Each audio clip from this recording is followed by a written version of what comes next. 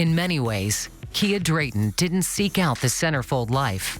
It found her. I actually started modeling from being a Hooters girl. And from there, I met the owner, and he recommended me to submit my pictures for their calendar.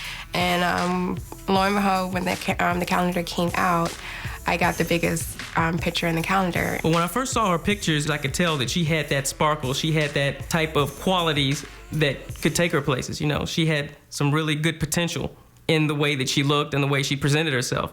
An Atlanta centerfold calendar publisher wasn't the only one who saw something special in those pictures. It wasn't long before Playboy came calling.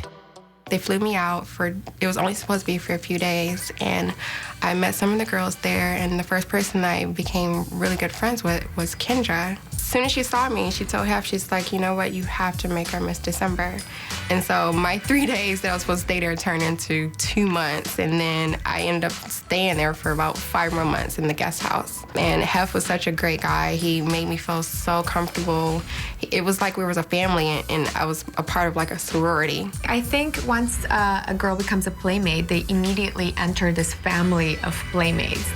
Ultimately, you know, after some time passes, when your issue comes out, I think you have to sort of sort yourself out and pursue your own dreams. I didn't know what to do when I came back home, because it was like I was living in a mansion. I was living this lifestyle that I never really dreamed of before. And then, you know, for me to go back home to my ordinary life, it was I was a little culture shocked a little bit. Once back in Atlanta, Kia would learn her life was anything but ordinary, as she was surrounded by a whole new group of people eager to party with a playmate.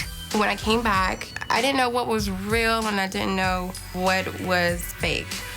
Once you're in Playboy or associated with that brand, you know, you're gonna meet all types of people from everywhere, and everybody wants to be your friend, and everyone wants to know more about you. So you're gonna be bombarded with all types of people, friends, and some other people who may not have your best interest in mind. When I met this guy, it happened so fast. Like, I don't even think I got a chance to get to know him, because within a few weeks, we'd already moved in with each other, you know, and I barely knew him. Looking to take a break from living large in Atlanta, Kia and her boyfriend took a trip to see her family in South Carolina. Moments after checking into their hotel, Kia's life would take a dramatic and terrifying turn. I get in the room. I probably hadn't been in the room no more than 2-3 minutes. I was using the bathroom. Next thing you know, I hear police. I hear people just running into the room, and all I could hear was, "Get on the floor, get on the floor." Kia's boyfriend, who she knew as Sean, was actually Otis Leon Story, and Otis had packed a little something extra for the trip, a kilo of cocaine. And they pull out his bag, and next thing you know, he's sitting there, and he's like, "I don't know how they got that in my bag. She put it in my bag." And at the time, I'm looking at him, I'm like, "Are you kidding me? Are you kidding me?"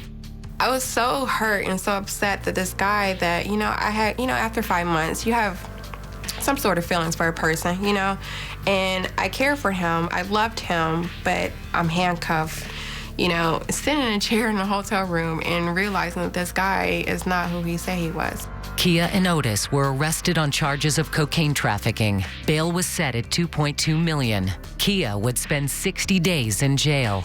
So here I am living like this lavish lifestyle in the Playboy Mansion to sleeping on the floor on a mat.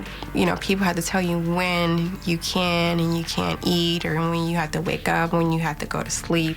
Otis Story would eventually admit the drugs were his and the charges against her were dropped. But the thoughts of what could have been still haunt Kia today. I thought I would never get married. I thought I would never have a kid, you know, when they tell you, you know, this is a federal offense. When they tell you, like, look, you know, you're going to be facing up to 45 years. You kind of look at your whole life like, you know, I'm so young, you know, 45 years from now, I'm not going to be able to have the things that I always wished to have. And I had to do a year of therapy for it. I'd say that was a good test of her character and her resolve to be able to stand through those trying times and come out on the other side and still be able to be a productive individual and still be goal-oriented and focused on things that she wants to do.